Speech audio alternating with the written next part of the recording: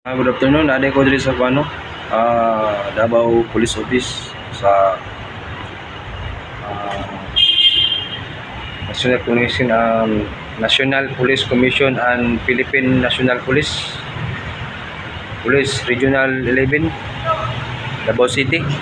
Kay nagpa-cyber ko sa akong kuan, sa akong account nga pangalan nga Lone Wolf Black Panther, pero akong tinuod nga pangalan Brian Dabalos Diloso.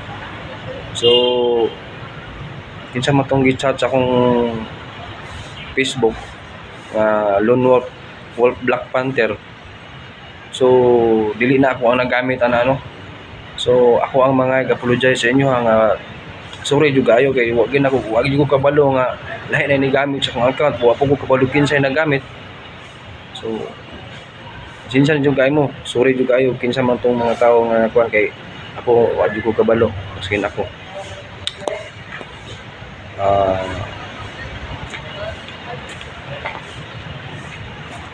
So ako din i-post akong karaan nga account para makita po sa uban akong mga friend, ma-aware po sila, kabantay sila nga dili na ako ang naghawid atong account, no. So akong account ay suspension og 180 days sa Facebook.